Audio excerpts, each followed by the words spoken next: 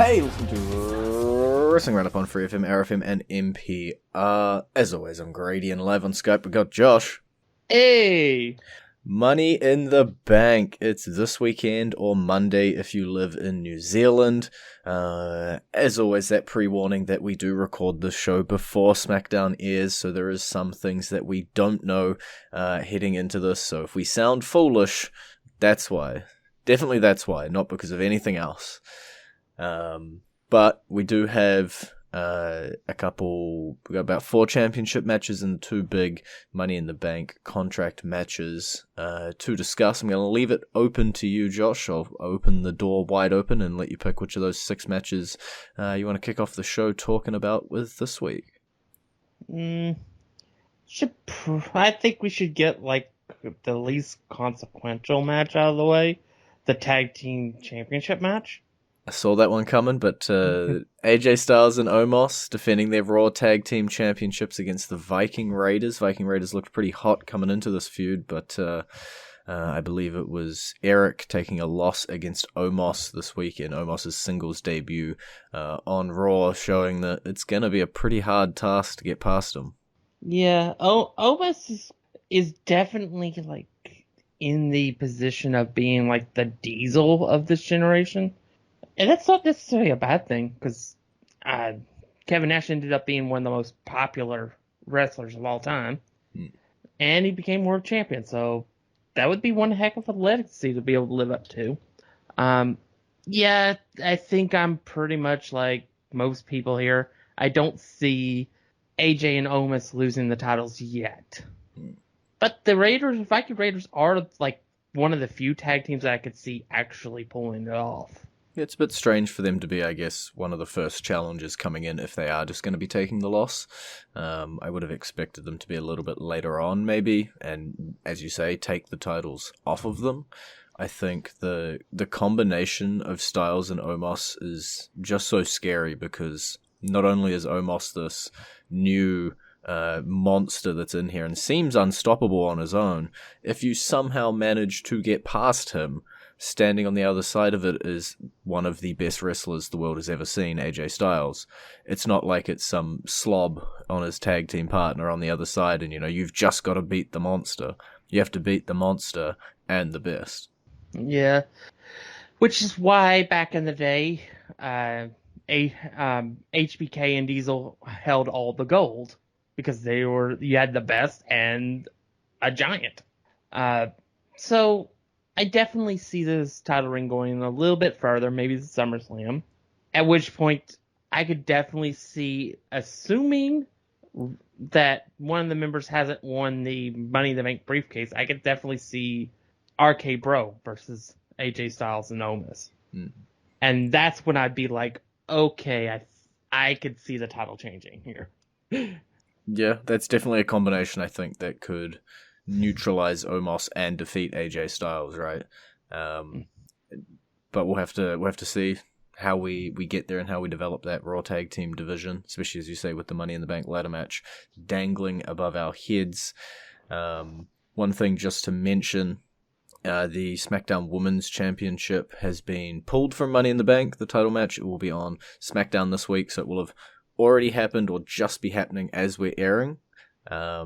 Which I believe is because of Bayley's injury, just causes some shift around, and that means that we're going to be seeing Bianca Belair and Carmella going head-to-head on SmackDown. Maybe there's a rematch on Money in the Bank put on, maybe there's a weird finish to it, we just don't know. So we'll have to see what is in store for the SmackDown Women's Championship, but at least for the Raw Women's Championship, we do know what we're going to see, and it will be Rhea Ripley versus Charlotte Flair in their third match, one-on-one, no stipulation. Honestly, anything can happen in this match. I can see Rhea winning legitimately. I could see Rhea getting disqualified again. I could see Charlotte winning. I have no idea what they're going to do with this match. Personally, I'd like to see Rhea win cleanly, but with Charlotte Flair, you never really know.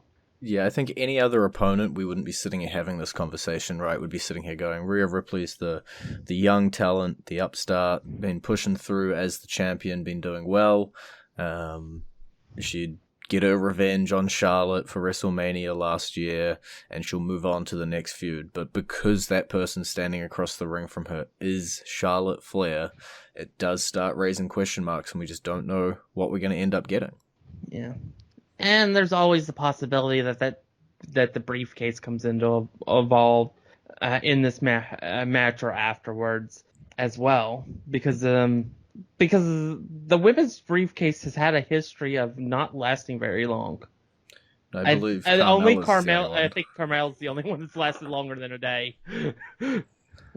It's yeah. Maybe they'll try and buck that trend though. Yeah, that's why I was pushing like either Vega wins or Alexa Bliss wins, because I want to see the briefcase be held for a while, and those are the two I could see holding it for a while. Now I'm going to go out on a limb and say Rhea wins cleanly. Okay. I'm prepared for it to snap under my weight though. Yeah, that limb's not very strong. And unfortunately, I think both of us are out there standing on it, so we might need some steel reinforcements here. No, we just needed the announce table from WrestleMania 21. That'll hold us up. That'll be fine.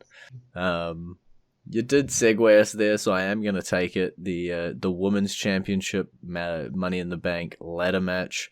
Currently, at time of recording, we have 7 of the 8 competitors. We have Asuka, Naomi, Alexa Bliss, Nikki Ash, Liv Morgan, Zelina Vega, Natalia, and then that 8th person yet to be determined. Probably on SmackDown this week. Okay. Now, we know who I'm picking. I would love to see Liv Morgan win. I don't think she will. So for me, it's between Vega, Bliss, even though she's already won one, and the mystery person, who I think will be Sonya Deville. Yeah. And I think Sonya Deville wins it. Okay. And you thought me going out on a limb with Liv Morgan as the pick. Okay.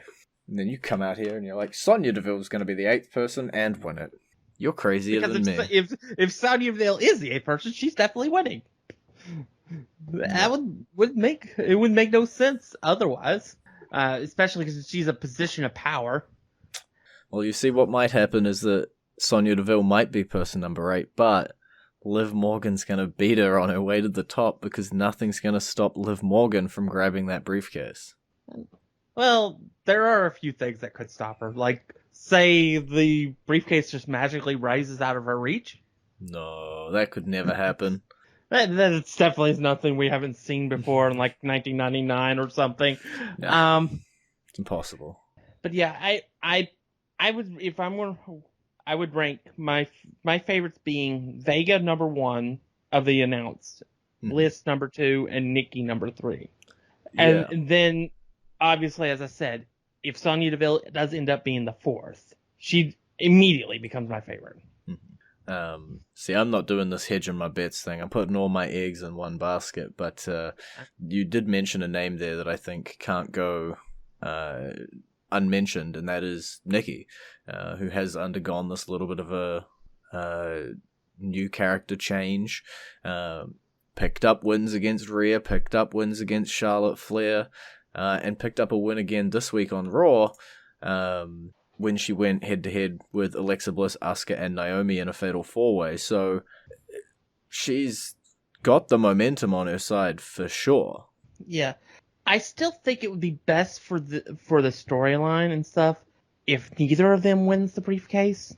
Alexa just eventually supplants Rhea or Charlotte, whoever's the Raw Women's Champion coming out of this, as the actual Raw Women's Champion. And Nikki is slowly built as trying to not only bring her friend back from the dark side, but as the superhero she is, conquer the evil that is Alexa Bliss. Yeah. I just think she has, we always talk about the fact that if someone has momentum coming into the pay-per-view, they're going to lose, right? And she stood tall on the show before the pay-per-view. So in theory, that's all of her chances gone for Money in the Bank. But I I definitely wouldn't put it past them to have Nikki win here. If I had to hedge my bets, I'm going to put my second bet on her behind Liv Morgan, but that's like a 99% Liv Morgan and 1% Nikki. Yeah. And you know what? Watch Naomi win, just to spite us all. Yeah. I wouldn't be mad. I'd be confused, but I wouldn't be mad. Well, the thing is that if Naomi did win it, they could definitely then throw her into the head of the table storyline, since she is married to one of the Usos. Yeah. So there's options with her if they want to go that route. I just think they brought Zelina Vega back for a reason, and I think the briefcase will be the beginning of that reason. So I'm going with officially picking Zelina Vega. Yeah, the women's divisions on both brands, but especially SmackDown at the moment, are very up in the air. We talked about it last week where we saw a lot of NXT call-ups coming through. We were like, hey, we don't know necessarily where these rosters are going to look 2 months' time from here. And, we have Bayley going off injured, which obviously nobody could have predicted. Zelina Vega returns. Tegan Nox, who just came back on NXT, is now on SmackDown. Shotzi, no longer Blackheart, is on SmackDown. Toni Storm coming to SmackDown. Mandy Rose pulled from Raw, seemingly going back to NXT. There's a lot of shifting and a lot of movement at the moment in these women's divisions, I think, in an attempt to freshen everything up.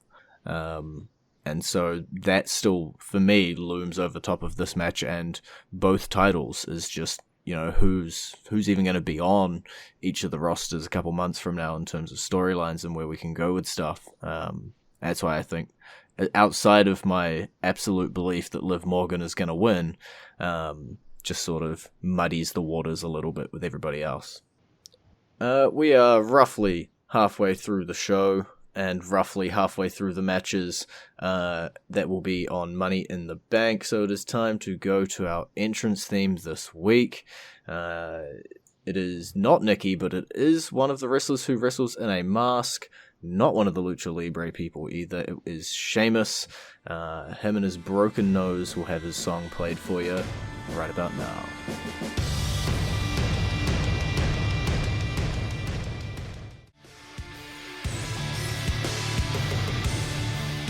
And you're back to Wrestling Roundup on FreeFM, ArrowFM, and NPR. I'm Grady, he's Josh.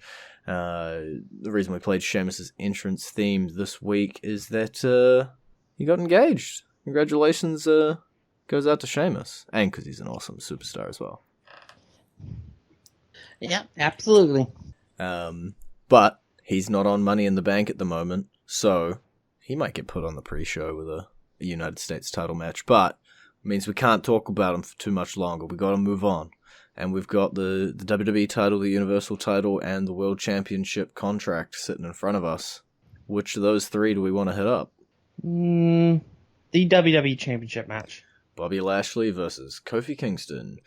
We saw this week on Raw that Xavier Woods could beat Bobby Lashley, and after that there seemed to be a bit of a fire underneath Bobby, and a little bit of friction.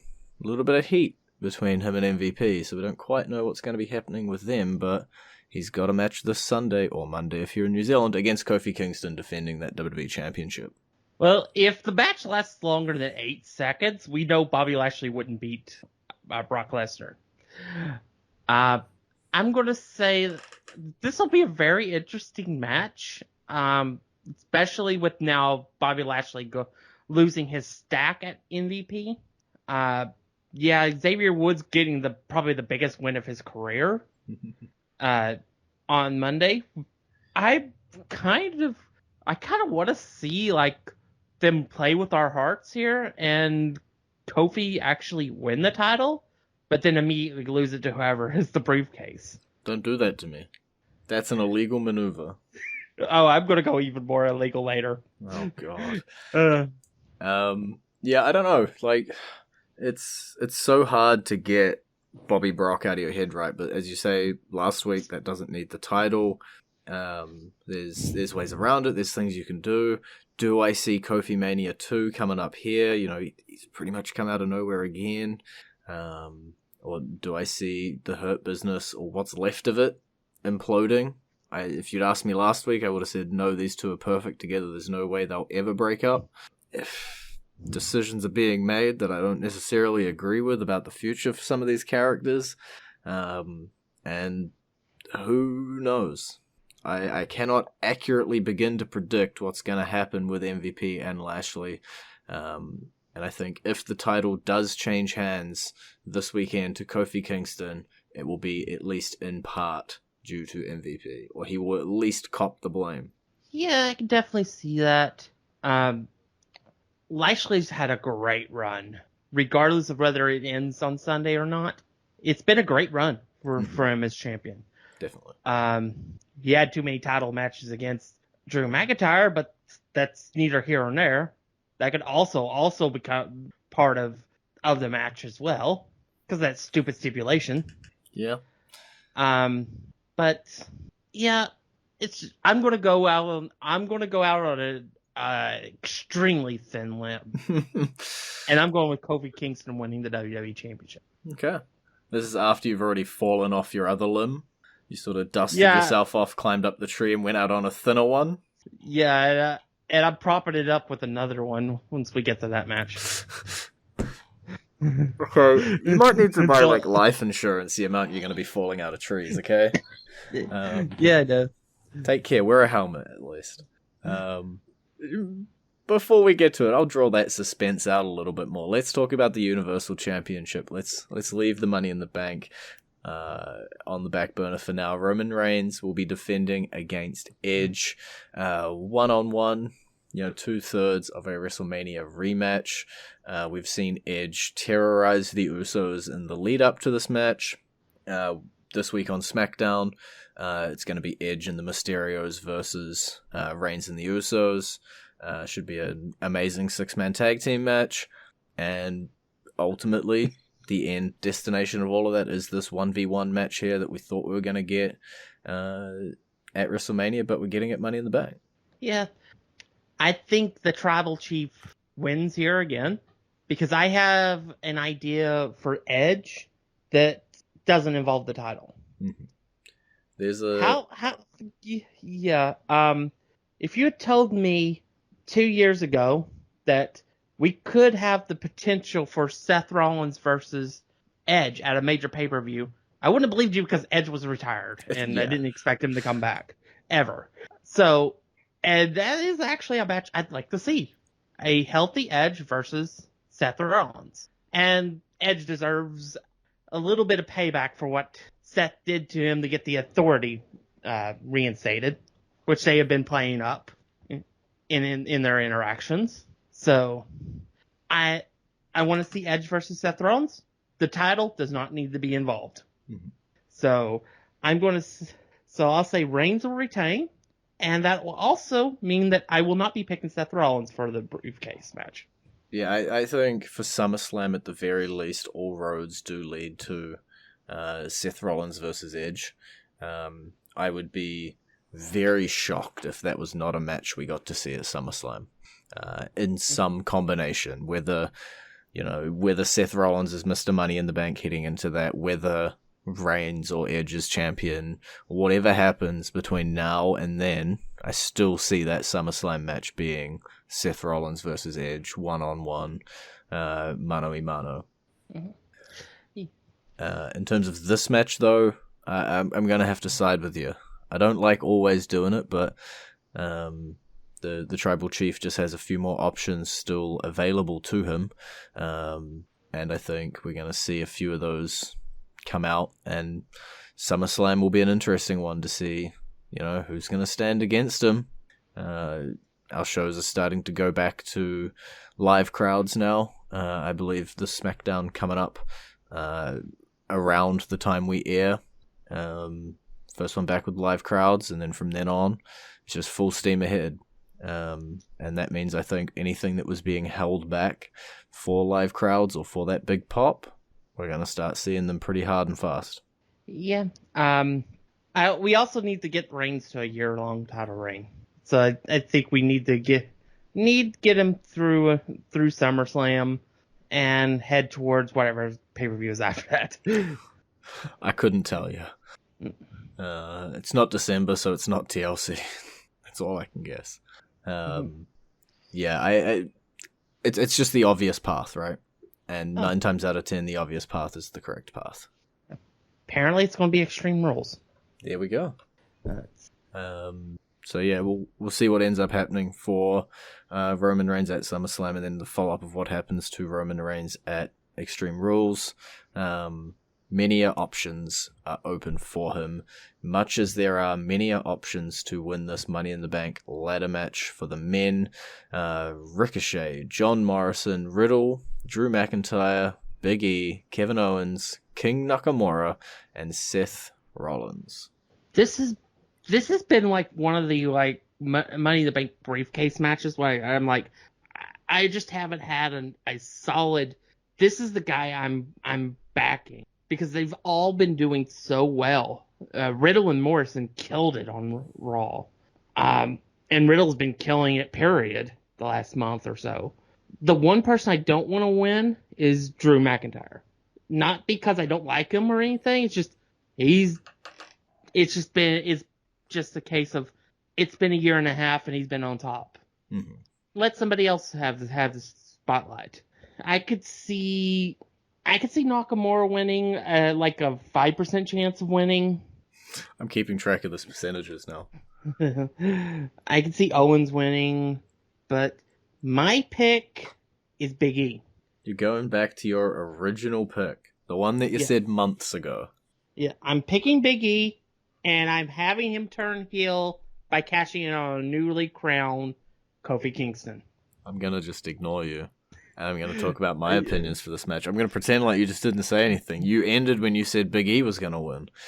Because when I look at this field, much like you say, there is a lot of options here that are very credible threats to win. I'm going to cross out some people off the bat. I don't think Ricochet has a snowball's chance in HE double hockey sticks of coming out of this with the briefcase. I think as much as John Morrison has been absolutely killing it, is a bit of a comedy act with The Miz at the moment. Could be a little something with him, but I'm putting him on that sort of 2%, as you mentioned, that low percent chance of winning, which is also where I'm going to put King Nakamura. I know he's got the steam rolling. He just doesn't seem like a Money in the Bank holder kind of guy to me. And then that leaves Drew McIntyre, which, as you say, I don't want to happen, but I could definitely see happening. So I don't want to give him a low percentage chance because it just could. Kevin Owens, I don't think he needs a briefcase. And if he does, I really hope he jumps brands just because we have seen Owens versus Reigns so many times. Seth Rollins has Edge in his future. Does that discount him from winning the briefcase? Maybe, maybe not. We'll have to see. Big E, purely because of what you just suggested, I'm going to scratch him off and say that he's not an option. And that leaves me with coming to Riddle as my World Championship match contract winner. That's very solid. Order of elimination is boom, boom, boom, boom, boom. Riddle's got to win. I'd be fine with Riddle winning. The only reason I really picked Big E over Riddle, because it was still a 60-40 for me, is because I think RK Bro are going to be tag team champions. Mm-hmm. And I think having that briefcase around would muddle that storyline. It can, yeah. It can be taken and done well, I think, if the briefcase is involved. Obviously, it's a very different storyline too, but we did see Miz and Morrison tag while the briefcase was involved. Bit more sidekicky, I guess John Morrison was, but that could be how you lean into this one. You know, Randy Orton doesn't like being the sidekick. We've seen it a million times of the two people who hate each other still winning, sort of thing. Yeah, but that's the main reason I don't see it, is because, to be honest, do you ever think of Randy Orton as a sidekick? Could you ever think of that? That's the point. You put him in that role, and he wants to break out. Yeah, he's not a sidekick because he's a 14-time world champion. I think that would create jealousy, which would then destroy the tag team. They could survive a little bit longer. So I don't think they would become tag team champions if Riddle is briefcase holder. Well, we'll have to wait and see how it all plays out. We've laid down our picks, and the number one thing that we know won't be happening is whatever Josh said. And so I'm going to make him come up with a crazy thought as I do my little wrap-up, as I do with every pay-per-view. His crazy thought is not allowed to be what he just suggested. That is my one rule. I will hang up the call. But right. Money in the Bank coming up. You good? My crazy thought? Ricochet wins the briefcase. That's a crazy thought. Is he going into business for himself and just climbing the ladder and grabbing it? What's happening here? That's the only chance he's got. So you did meet the brief of an absolutely crazy plan. But if that happens, you get to say, I told you so. But that is also all we have time for this week. It's been great talking to you. Baby. You can visit our Facebook page, facebook.com/wrestling R&D up, or our Twitter page, twitter.com/wrestling R&D up, or our YouTube page, youtube.com/wrestling R&D up. And we will see you next week with all of the results from Money in the Bank.